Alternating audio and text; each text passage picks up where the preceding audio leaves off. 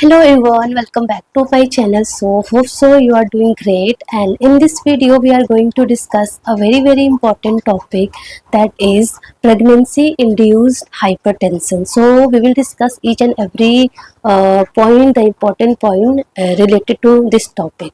Okay, so first of all, what do you mean by pregnancy induced hypertension? So in that, like, we have various category like chronic hypertension, gestational hypertension, preeclampsia, severe preeclampsia and eclampsia.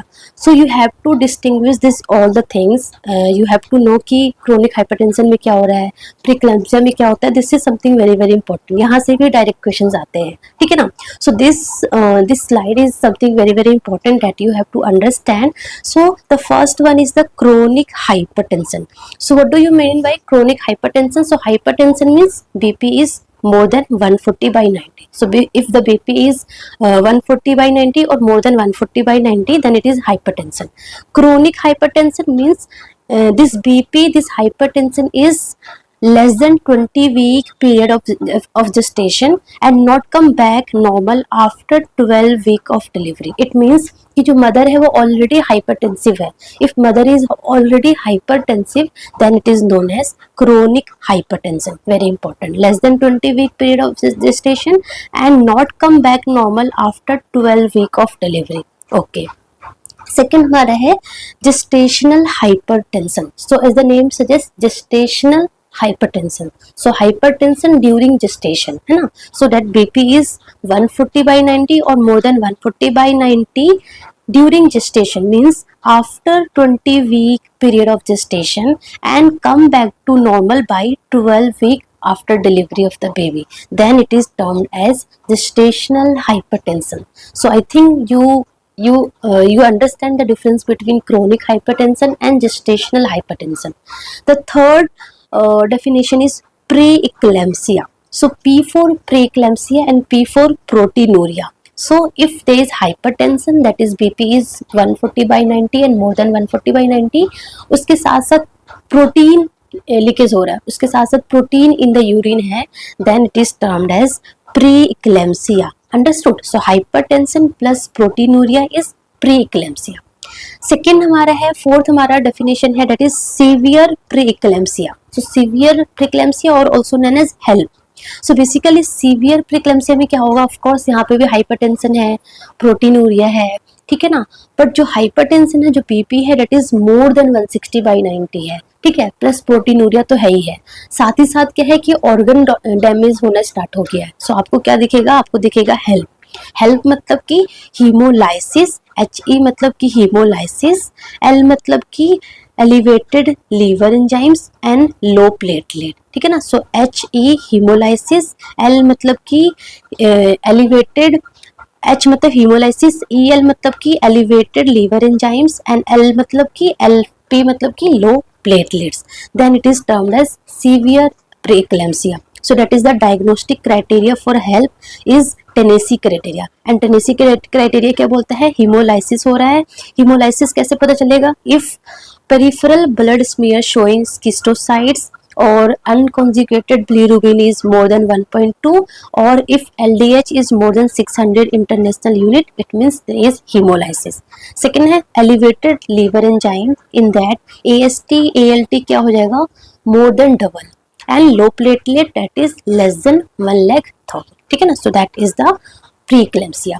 Eclampsia कब बोलेंगे, when there is seizure. So hypertension भी है, protein in the urine भी है, and साथ ही साथ mother को GTCS scissor आ रहा है, मदर को सीजर भी आएगा, तो उसको हम बोलेंगे eclampsia. So I think you understand this 5 definition, that is chronic hypertension simply BP, जो कि chronically before pregnancy BP increased है, that is chronic hypertension. Gestational during gestation, preeclampsia BP plus proteinuria, severe pre-eclampsia जिसमें हमारा थोड़ा और extend हो जाएगा, जिसमें हेल्प सिंड्रोम देखने को मिलेगा, and eclampsia means seizure. Okay, so I think आपको ये समझ में आ गया, ठीक है. हमने बोला कि hypertension plus proteinuria. So how we diagnose कि हाँ यहाँ पे प्रोटीनूरिया हो रहा है, and this is again the important thing. So proteinuria में हम बेसिकली पॉजिटिव कब बोलेंगे, व्हेन यूरिन डिपिस्टिक, जो डिपिस्टिक टेस्ट आता है उसमें हम यूरिन में उसको डिप करते हैं, and if it shows +1 more than +1 persistently रहेगा, इट मीन्स डिपिस्टिक क्या है, यूरिन डिपिस्टिक पॉजिटिव है। सेकेंड हम क्या कर सकते हैं, 24 आवर यूरिन प्रोटीन देखेंगे एंड उसमें अगर मोर देन 300 mg होगा देन, एंड थर्ड हमारा है urine protein and creatinine ratio is 0.3 and more than 0.3 then it is termed as proteinuria, ठीक है ना। So this to are the gold standard and basically ये ज्यादा अच्छा है, बेस्ट है, ठीक है ना। नेगेटिव कब बोलेंगे, let's suppose there is two condition, हमने क्या बोला, हमने बोला कि hypertension plus proteinuria is preeclampsia, right, preeclampsia. So proteinuria के ये सारे साइन है, यूरिन डिपिस्टिक +1 परसिस्टेंट है और 24 यूरिन जो है protein that is more than 300 और urine protein and creatinine ratio is more than 0.3, ठीक है। सेकेंड कंडीशन क्या है कि मदर हाइपरटेंसिव तो है प्लस प्रोटीनूरिया नहीं है। If there is no proteinuria then हम क्या देखेंगे, हम देखेंगे we will look for sign of end organ damage. So if end organ damage, sign of end organ damage is present, then again it is preeclampsia, and if sign of end organ damage is not present then it is simply gestational hypertension। तो preeclampsia के हमारे दो definition, इधर it is hypertension plus proteinuria या फिर hypertension plus sign of end organ damage, then this all termed as pre-eclampsia, understood। then the second question हमारे mind में आता है कि sign of end organ damage क्या होता है, तो sign of end organ damage होता है, स्टार्ट करते हैं ब्रेन से। सो ब्रेन में क्या होगा, हेडेक और विजुअल डिस्टर्बेंस हो गया, ब्लड में low platelet count that is less than 1 lakh, ठीक है। लीवर में liver enzymes twice their normal value that is ALT AST increase हो जाएगा, ट्वाइस हो जाएगा देन देयर नॉर्मल वैल्यू, और राइट अपर क्वाड्रेंट पेन और एपिगेस्ट्रिक सीवियर पेन होगा, ठीक है ना। किडनी में क्रिएटिनिन क्या होगा, मोर देन 1.1 mg/dl और doubling from the base line, ठीक है। लंग्स में क्या होगा, pulmonary oedema. So if any one of the sign is present in all that 5, then it is termed as end organ damage and उसको हम preeclampsia वाले classifications में डालेंगे। तो I think ये आपको समझ में आ गया होगा। This proteinuria definition is very important. Sign of end organ damage में क्या क्या होता है, वेरी सिंपली आपको ब्रेन से स्टार्ट करना है, so brain, blood, liver, kidney and lungs, ठीक है, ओके। देन हमने क्या देखा, हमने देखा कि प्रीक्लेम्सिया, एक हमारा नॉर्मल प्रीक्लेम्सिया है, एक हमारा सीवियर प्रीक्लेम्सिया है। तो नॉर्मल प्रीक्लेम्सिया में क्या है, नॉर्मल प्रीक्लेम्सिया में सिंपल है हाइपरटेंशन प्लस प्रोटीनूरिया, बट जो बीपी होगा, जो हाइपरटेंशन होगा दैट इज 140/90 से तो मोर देन होगा, but it is less than 160/110, then it is termed as simply preeclampsia और mild preeclampsia. So preeclampsia without severe feature और माइल्ड प्रीक्लेम्सिया। सो यहाँ से डेफिनेशन एग्जाम में आता है कि what is the difference between mild preeclampsia and the severe preeclampsia. So mild pre-eclampsia is very simple, that is proteinuria plus hypertension, but this hypertension is not more than 160/110, it is more than 140/90 but less than 160/110, ठीक है। But severe preeclampsia में क्या होगा, BP is more then 160/110, ठीक है ना। And हमने क्या बोला, सीवियर प्रीक्लेम्सिया में क्या होता है, देयर इज सीवियर हेडेक होगा, severe headache is present, epigastric pain is present, visual disturbance is present and convulsions आ सकता है in form of GTCS, and there is the sign of end organ damage is present in severe preeclampsia. But in mild preeclampsia this all signs are negative, there is no headache, there is no epigastric pain, there is no visual disturbance, no convulsion, and there is no sign of end organ damage, then it is mild preeclampsia. So mild preeclampsia is very simple, only hypertension, but BP is 140/90 से more than and less than 160/110, and there is proteinuria. ठीक है, so that is simply mild preeclampsia. Okay. Then coming to the most important part, that is the pathophysiology. So देखो, pathophysiology understand करना बहुत ज़रूरी है, क्योंकि हमने देखा कि हेल्प सिंड्रोम हो रहा है जिसमें लो प्लेटलेट्स काउंट है, लीवर एंजाइम्स इंक्रीज हो रहा है, हेडेक हो रहा है, विजुअल डिस्टर्बेंस हो रहा है, तो ये सारे क्यों हो रहा है ना। सो to understand this all the things, we have to understand first pathophysiology. So pathophysiology में you have to remember only one line, that is there is failure of invasion of spiral artery by extravillous trophoblast. तो simple, the most culprit in pregnancy induced hypertension, that is the failure of invasion of spiral artery. तो जो spiral artery है, that is the failure of invasion by extravillous trophoblast, and because of the failure of that invasion क्या होगा, वो जो arteries है वहाँ पे जो space है वो narrow and high resistant हो जाएगी, and because of narrow भी हो गई है और रेजिस्टेंस भी बहुत ज़्यादा है, तो प्लेसेंटल ब्लड फ्लो क्या हो जाएगा, डिक्रीज हो जाएगा. And this is the very important कि बेसिकली यहाँ पे क्या हो रहा है, एबनॉर्मल प्लेसेंटेशन हो रहा है, क्योंकि स्पाइरल आर्टरी का इन्वेजन प्रॉपरली नहीं हुआ है एंड वहाँ पे स्पेस नैरो हो गया है एंड रेजिस्टेंस भी बहुत ज़्यादा है, तो ब्लड फ्लो जो हो रहा था वो ब्लड फ्लो डिक्रीज हो गया. And because of that blood flow जो डिक्रीज हो गया है, तो बेबी को ब्लड कम मिलेगा, प्लेसेंटा के थ्रू ब्लड आ रहा था तो बेबी को ब्लड कम मिलेगा, तो बेबी का ग्रोथ भी रेस्ट्रिक्ट होगा. ठीक है ना, बेबी का ग्रोथ रेस्ट्रिक्ट होगा, बेबी का यूरिन भी प्रॉपर फॉर्म नहीं होगा, तो ओलिगोहाइड्रोमिनोस भी होगा, क्योंकि जो बेसिकली अम्नियोटिक फ्लूइड है वो कैसे बनता है, बेबी के यूरिन से. ठीक है ना, सो स्मॉल प्लेसेंटा होगा, इंट्रायूटेराइन ग्रोथ रेस्ट्रिक्शन होगा एंड ओलिगोहाइड्रोमिनोस होगा. ये तो सिंपली प्रॉब्लम हुआ बेबी को. Then placental blood flow decrease होगा and because of that placenta क्या होगा, स्ट्रेस में आ जाएगा, and because of that stress placenta क्या रिलीज करेगा, बहुत सारे anti angiogenic and inflammatory factors release करेगा. तो लाइक TNF अल्फा, इंटरल्यूकिन्स, है ना, तो ये सारे फैक्टर्स ब्लड में रिलीज करेगा. किसके ब्लड में, मदर के ब्लड में रिलीज करेगा. और वो क्या है, एंटी एंजियोजेनिक है और इन्फ्लेमेटरी मार्कर्स है ना. सो इन्फ्लेमेटरी फैक्टर्स है और एंटियो एंजियोजेनिक है. तो एंजियोजेनिक मतलब जो ब्लड वेसल्स को अच्छा बनाता था, फॉर्म करता था.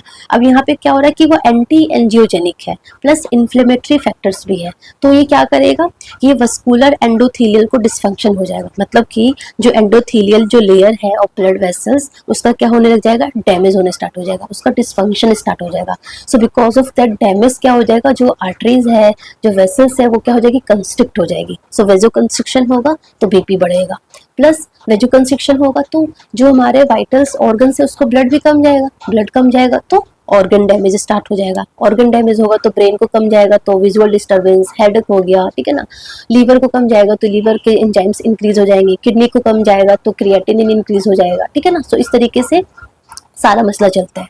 प्लस और क्या होगा, कैपिलरी परमिएबिलिटी भी क्या हो जाएगी, इंक्रीज हो जाएगी, क्योंकि एंडोथेलियल लेयर का डैमेज हो रहा है ना. सो कैपिलरी परमिएबिलिटी इंक्रीज हो गई एंड बिकॉज ऑफ दैट क्या होगा, फ्लूइड लीकेज होगा and because of that oedema होगा. ठीक है ना, सो एडीमा हो गया. प्लस और क्या होगा, because of the endothelial injury और क्या होता है हमारे बॉडी में, that is activation of coagulation. So coagulation system activate हो जाएगा, तो स्टार्टिंग में जितना प्लेटलेट है सारा यूज हो जाएगा एंड धीरे धीरे क्या होगा, सारा प्लेटलेट यूज हो गया तो लास्ट एंड में क्या हो जाएगा, प्लेटलेट कम हो जाएगा. So activation of coagulation, platelet consumptions and last में क्या हो जाएगा, thrombocytopenia. So that is the low platelet count जो हमें देखने को मिलता है. सो आई थिंक आपको ये हेल्प जो देखने को मिलता है, that is haemolysis, low elevated liver enzymes, low platelets. So that is the main functions. Visual disturbance क्यों होता है, हेडेक क्यों होता है, एडिमा क्यों होता है, so this is the main reason. So the main culprit यहाँ पे क्या हो रहा है, that is the failure of invasion of spiral artery by extravillous trophoblast. So this is the main culprit of the pregnancy induced hypertension pathophysiology. ठीक है ना, so baby को क्या क्या प्रॉब्लम हो रहा है हमें समझ में आ गया एंड मदर को क्या क्या प्रॉब्लम हो रहा है. सो यहाँ पे मदर को भी प्रॉब्लम हो रहा है, बेबी को भी प्रॉब्लम हो रहा है. ठीक है ना, ओके. सो रिस्क फैक्टर क्या होता है, सो हाई रिस्क फैक्टर अगर हम बोले, so this table is important. High risk factor that is अगर प्रीवियस हिस्ट्री ऑफ प्रीक्लेम्सिया हो या फिर मल्टी फीटल प्रेगनेंसी में there is very high risk for pregnancy induced hypertension. If mother is diabetic, if mother having some kidney disorder और immune related disorder like अपला हो गया, और chronic hypertension, mother already hypertensive है, पहले से ही हाइपरटेंसिव है, then there is very high chance कि उसको लाइक सारा सीवियर प्रीक्लेम्सिया एक्लेम्सिया हो सकता है. So that these are the high risk. उसके अलावा अदर रिस्क फैक्टर क्या होता है, लाइक नली पेरेस हो गया, प्राइमी ग्रेविडा हो गया, if inter pregnancy interval is more than 10 years. ठीक है ना, molar pregnancy, if mother is very obese, है ना. सो ओबीज तो बहुत इंपॉर्टेंट है ना, लाइक हर जगह रिस्क फैक्टर होता है इसका. If BMI is more than 30, pregnancy with in vitro fertilisation हो गया, if the mother age is less than 18 years और मोर देन 40 years, है ना. तो कम एज भी बेकार है एंड ज्यादा एज भी बेकार है. सो लाइक एक नॉर्मल एज इज बेस्ट. ठीक है ना. If there is hydrops fetalis, so these all are the risk factor for pregnancy induced hypertension. Understood? Okay, coming to the most important part of this slide. So first हमारा important था this slide, that is the first one, this. So this is the first slide, that is something very very important. And second हमारा management वाला slide सबसे ज़्यादा important है ना. ऐसे तो सारे टॉपिक ही important है, but the most important part बोले तो मैनेजमेंट आ गया.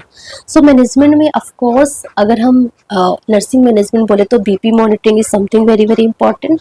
तो if mother is pre eclampsia है, माइल्ड प्री इक्लेम्सिया है तो एवरी 4 आवर्ली करेंगे. इफ सीवियर प्री इक्लेम्सिया है तो हाफ एन आवर्ली हम बीपी मॉनिटर करेंगे. प्लस उसके साथ साथ हमें यूरिन आउटपुट मॉनिटर करना है, क्योंकि ऑर्गन डैमेज हो रहा है तो किडनी डैमेज होगा तो यूरिन आउटपुट कम हो सकता है. तो यूरिन आउटपुट मॉनिटर करना very important.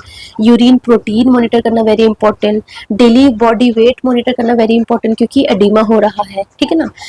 And we have to tell to the mother that about the rest, taking proper rest, है ना. So reduce physical activity is again the important thing, ठीक है ना.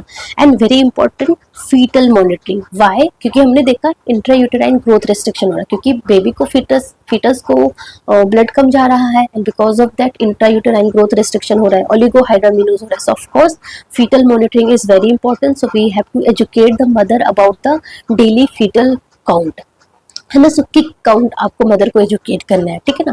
Plus definitive management is always delivery of the baby. So deliver at 37 week or after 37 week by induction of labour. Mode of delivery क्या होगा? Vaginal होगा. And if there is any obstetrical, कोई अगर obstetrical complication है like contracted pelvis है, cephalopelvic disproportion है, then indication क्या होगा? LSCS होगा. अदरवाइज हम वजाइनली डिलीवर कर सकते हैं in case of preeclampsia, eclampsia, severe preeclampsia, जो भी कंडीशन है. In all condition mode of delivery is always vaginal until and unless there is no any obstetrical reason, ठीक है ना. But if there is HELLP syndrome, मतलब कि अगर severe preeclampsia है, इक्लेम्सिया है, then induction of labour if even before 34 week, है ना. सो यहाँ पे हम 37 वीक का वेट नहीं कर सकते, हमें 34 वीक से कम भी है स्टिल हमें डिलीवर करना होगा बेबी को, ठीक है ना. सो मैनेजमेंट में बेसिकली हमारे पास क्या क्या मैनेजमेंट आ गया? फर्स्ट बीपी बढ़ा हुआ है, सो हम एंटी हाइपरटेंसिव देंगे. सेकेंड हम मैग्नीशियम सल्फेट देंगे to prevent seizure. So it is like prophylactically भी है एंड ट्रीटमेंट भी है, ठीक है ना. प्लस कॉर्टिकोस्टेरॉइड्स देंगे. कॉर्टिकोस्टेरॉइड्स क्यों देंगे? क्योंकि हमें नहीं पता ना कि हम 34, 35 कौन से वीक पे हम बेबी को डिलीवर कर सकते हैं. So for fetal lung maturity हमें कॉर्टिकोस्टेरॉइड्स भी देना है, ठीक ना. So these 3 drugs basically we are using. So the first हमारा क्वेश्चन आता है कि what all anti hypertensive we can give during pregnancy, right. सो drug of choice for hypertension during pregnancy is always labetalol. So labetalol is the drug of choice, intravenous देते हैं. If labetalol is not present or contraindication, then the second हमारा line क्या है? Second drug of choice हमारा hydralazine है. So hydralazine is the second, ठीक है. It is also given IV. If hydralazine is also not present, then the third हमारा है nifedipine, जो कि हम ओरल देते हैं. So first labetalol. If labetalol is not present, then हमारा है हाइड्रोलाजिन एंड देन हमारा है निफिडिपिन. सो LHN, ठीक है. LHN you have to remember, ठीक है. So other than this anti-hypertensive what all we can give, that is methyl dopa, nitroprusside, nitroglycerin. So this can also we can give during pregnancy, but the very important is the contraindication. So what all drug are contraindicated during pregnancy? So that is the angiotensin receptor blocker and angiotensin converting enzymes. So this is ACE inhibitor and ARB blocker is absolutely contraindicated, but because it can lead to renal agenesis, है ना. So baby का kidney अच्छे से function नहीं हो पाएगा. ठीक. ARB blocker plus ACE is contraindicated, beta blocker is contraindicated plus diuretics, है ना. सो diuretics. So these 3 class of drugs are contraindicated during pregnancy and these are we can give during pregnancy. and इनमें से भी drug of choice क्या है? That is the लेबिटालोल. So antihypertensive I think you understand. Second हमारा आता है magnesium sulfate. This is something very very important. So magnesium sulphate we are giving not for BP कम करने के लिए, it is given for drug of choice for prevention and treatment of seizure. So हम severe preeclampsia में plus eclampsia में हम क्या देंगे, मैग्नीशियम सल्फेट देंगे। क्यों देंगे, because it is seizure prophylactic है, सीजर को प्रिवेंट करेगा आने से, प्लस न्यूरो प्रोटेक्शन भी है, प्लस टोकोलिटिक्स की तरह भी एक्ट करेगा। So these are the function of magnesium sulphate. ठीक है, देन हमारा सेकेंड क्वेश्चन आता है कि हम मैग्नीशियम सल्फेट को कैसे देते हैं टू प्रिवेंट सीजर और to treat seizure during pregnancy. So that is we are following Pritchard regimen. So दो रेजिमेन हमारे पास है, एक हमारा प्रिचार्ड रेजिमेन है एंड दूसरा हमारा जुस्पान रेजिमेन है। उसमें से हम बेसिकली कौन सा फॉलो करते हैं, Pritchard regimen is most commonly follow. ठीक है ना। सो प्रिचार्ड रेजिमेन क्या बोलता है, कुछ नहीं बोलता है, इट इज टेलिंग लाइक कि 14 ग्राम ऑफ मैग्नीशियम सल्फेट हमें मदर को देना है लोडिंग डोज। सो फर्स्ट हम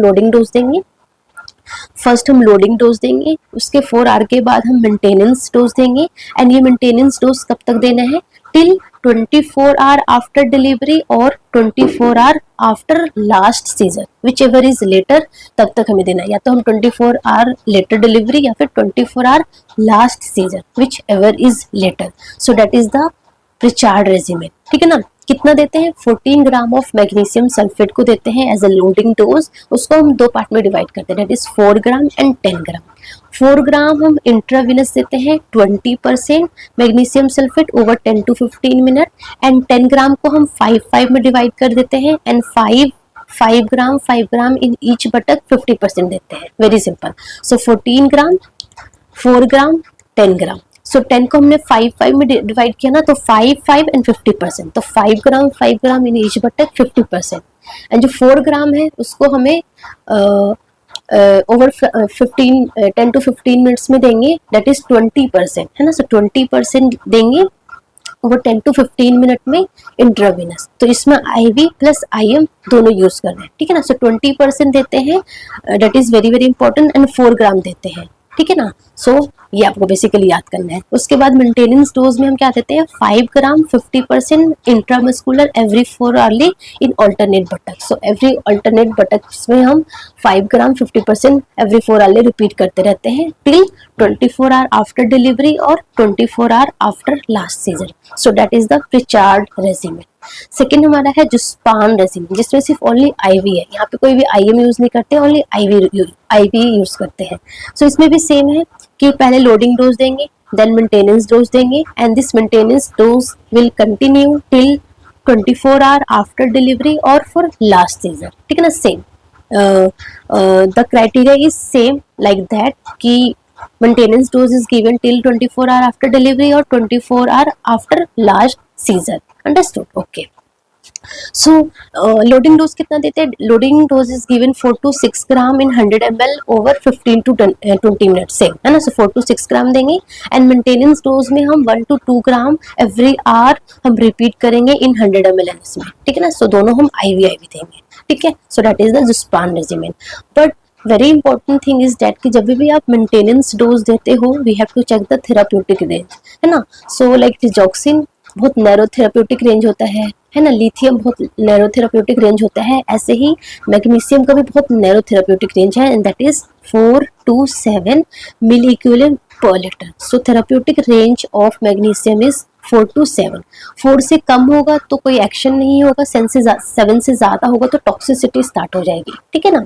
so before giving maintenance dose, जब आप मेंटेनेंस डोज दे रहे हो, लेट्स सपोज आपने लोडिंग डोज दिया, उसके 4 आवर के बाद मेंटेनेंस डोज दोगे, तो you have to check knee jerk and और patellar reflex, urine output and respiratory rate. ठीक है ना। सो एवरी टाइम जब आप मेंटेनेंस डोज दोगे एंड जब लाइक एवरी 4 आवर पे जब रिपीट करोगे, so you have to check this 3 things, very very important. ठीक है ना। सो नी जर्क और patellar reflex should be present, urine out should be more than 100 ml in 4 hours और more than 25 to 30 ml per hour, and respiratory rate should be more than 12 beat per minute. If all present, then we have to give the maintenance dose. अगर इनमें से कोई भी present नहीं होता है, then we have to immediately check magnesium level.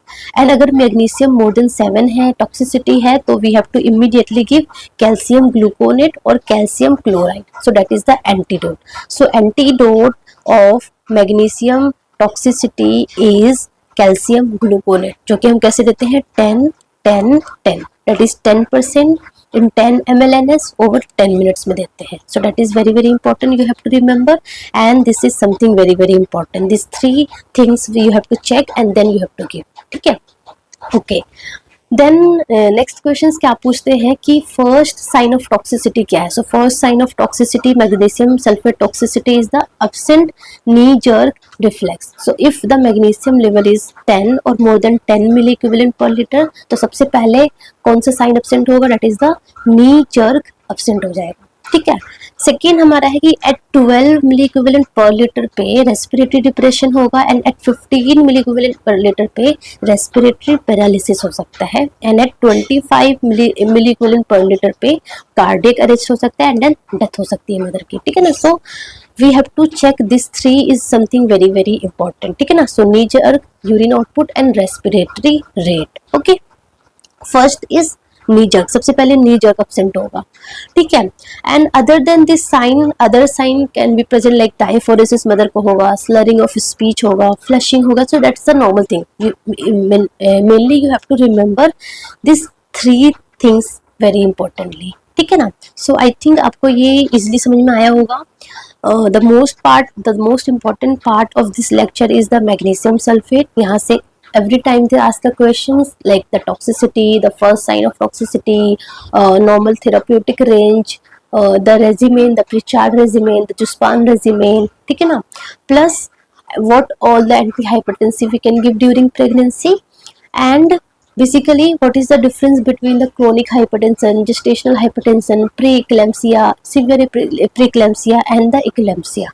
So I think you guys understood this topic very well, and this topic is something very very important. So please solve MCQ as much as possible so that you get an idea कि किस तरीके का MCQ इस topic से बन सकता है. Okay, so that's all about today. Thank you so much. All the best.